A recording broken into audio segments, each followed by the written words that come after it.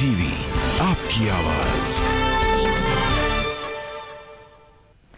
नमस्कार, बहुत स्वागत है आपके साथ। मैं हूं ज्योत्सना पाटनी। सुशांत सिंह राजपूत के साथ क्या हुआ, मर्डर हुआ तो कैसे हुआ, इसे लेकर कई सवाल उठ रहे हैं। लेकिन सुशांत की मौत से शुरू हुई ये बहस अब बहुत बड़ी हो चुकी है। बात ड्रग्स को लेकर बॉलीवुड के ड्रग सिंडिकेट तक अब पहुंचने लगी है। इस ड्रग सिंडिकेट की जांच के बीच शेखर सुमन के बेटे अध्ययन सुमन का एक बयान उद्धव सरकार ने कंगना रनौत के खिलाफ हथियार के तौर पर इस्तेमाल किया है। कंगना पर भी ड्रग्स केस की जांच शुरू हो गई है, जिसकी वजह से कंगना रनौत की मुश्किलें अब बढ़ गई हैं। और वो अध्ययन सुमन इस वक्त हमारे साथ मौजूद हैं, जिन्होंने कंगना को लेकर ये बयान दिया। अध्ययन, बहुत स्वागत है आपका। सबसे पहले मैं आपसे ये जानना चाहूंगी, सुशांत को लेकर मेरा सवाल है। इंडस्ट्री के एक होनहार एक्टर के सुसाइड ने पूरी फिल्म इंडस्ट्री, पूरी फिल्म फ्रेटर्निटी को सवालों के घेरे में खड़ा कर दिया। कई बातें हो रही हैं नेपोटिज्म को लेकर, हेरा फेरी को लेकर, मर्डर और ड्रग्स एंगल से। इन सब में आपको कितनी हकीकत लगती है? आपके हिसाब से सुशांत का जो ये पूरा केस है, आपको सुसाइड लगता है या नहीं? आई थिंक ये एक ऐसा सवाल है जिसका जवाब सिर्फ मैं ही नहीं, पूरी दुनिया जानना चाहती है। और जहाँ तक आप हमारे इंडस्ट्री की बात कर रहे हैं, whether it's groupism, whether it's nepotism, whether it's drugs, whether it's murder, whether it's money, whether it's manipulation, of course सबसे पहले तो मैं ये कहना चाहूँगा, मैं ऑब्वियसली ये कंडेम करता हूँ। मैं कुछ चीज़ों का खुद शिकार रहा हूँ यहाँ पर। Being the so called star kid, लोगों को लगता था कि I am very protected.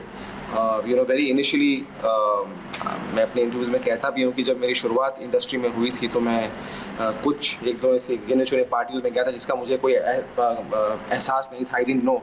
And when I was there, of course मैंने कुछ लोगों को अगर हम ड्रग्स की बात करते हैं तो मैंने कुछ लोगों को ड्रग्स करते हुए देखा।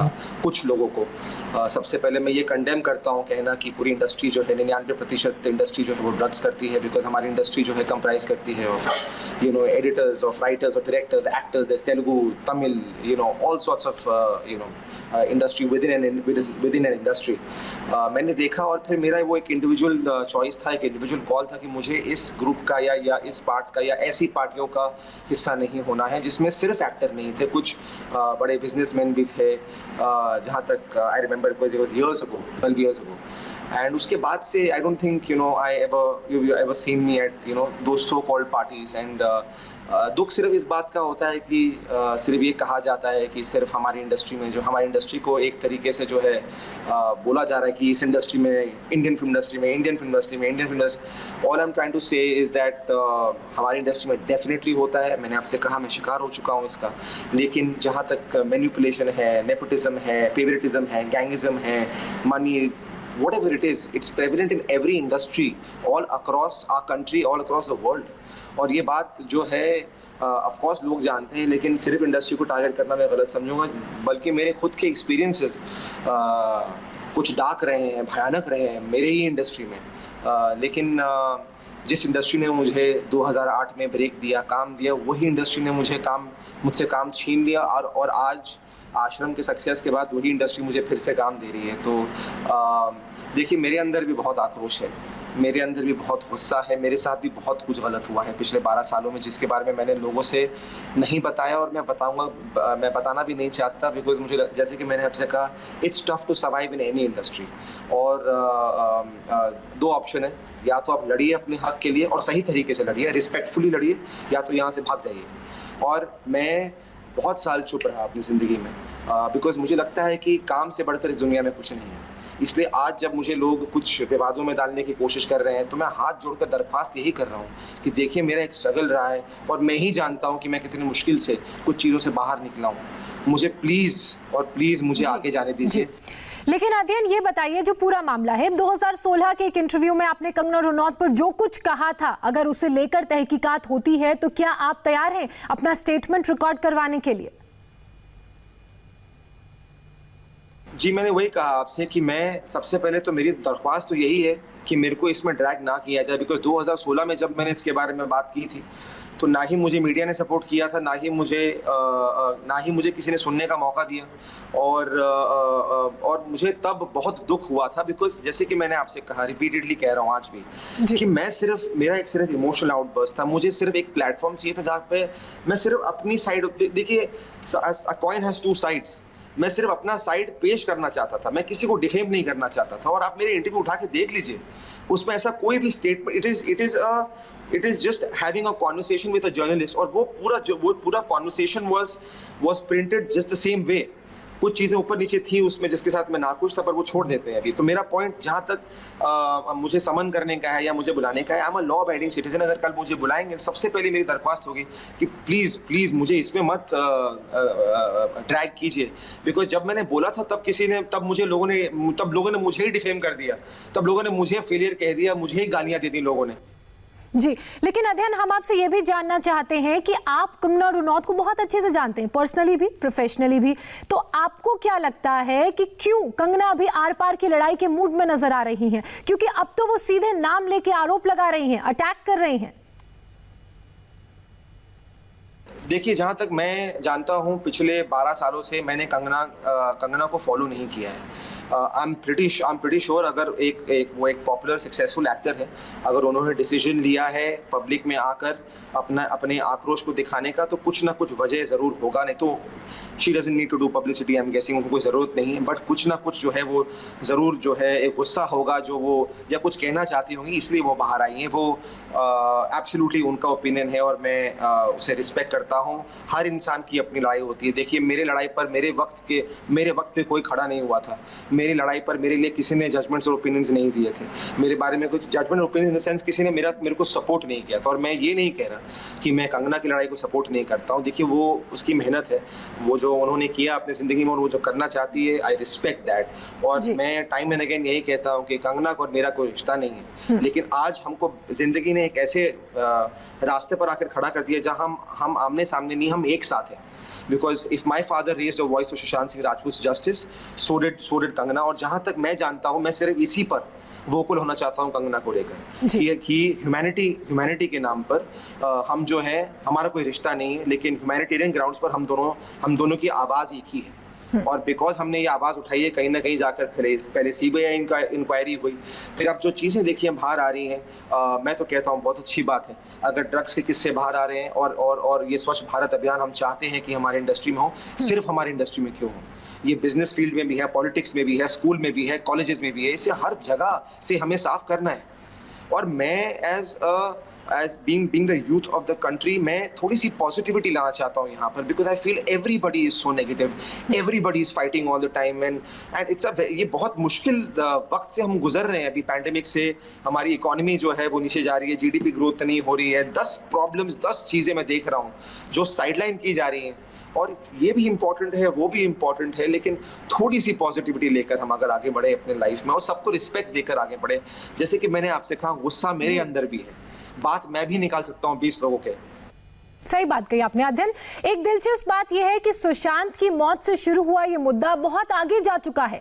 इस इशू से ज्यादा दूसरे मुद्दों पर बात हो रही है, नए आरोप लग रहे हैं, नाम लेकर एक दूसरे पर वार पलटवार किया जा रहा है। Jaya versus Ravi Kishan, Kangana versus Urmila.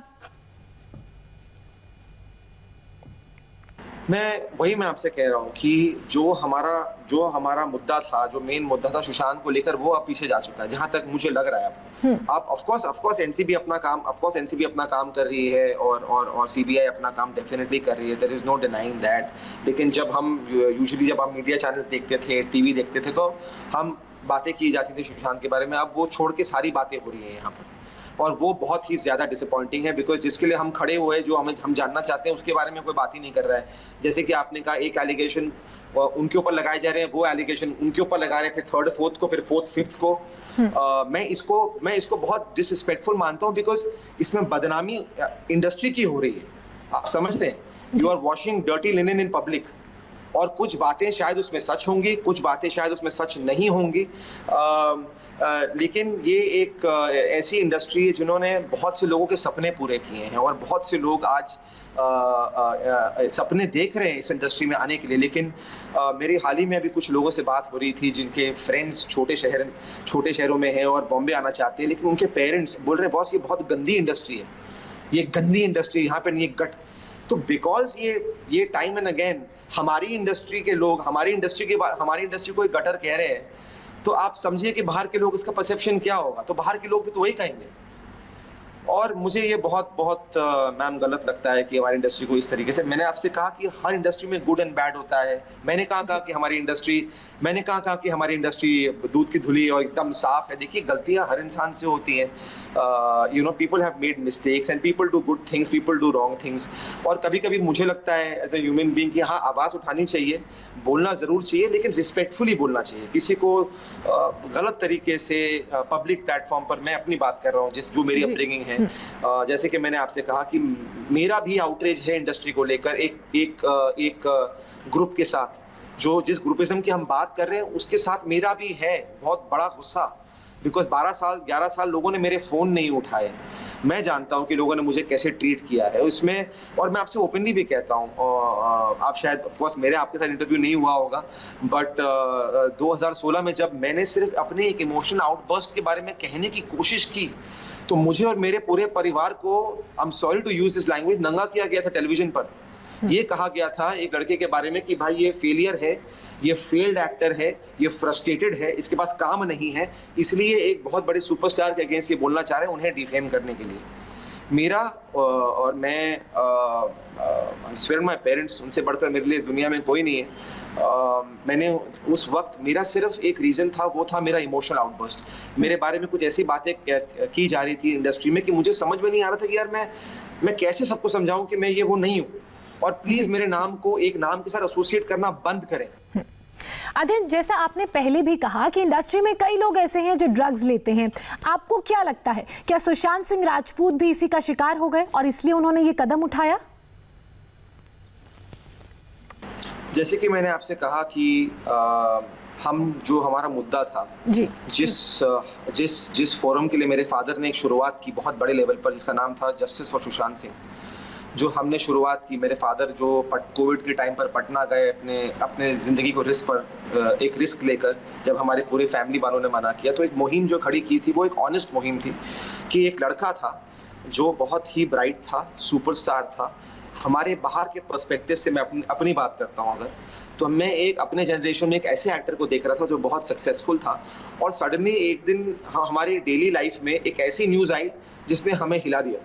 और मैं कुछ दिन तक इस बात को विश्वास ही नहीं था कि भाई सुशांत सिंह राजपूत जब उस वक्त कह रहे थे कि he has committed suicide, I couldn't believe it, and that is the reason why of course Shekhar ji also felt कि नहीं, there is something more to it, and that is the reason कि हम लोग ने शेखर जी ने ये मुहिम शुरू किया।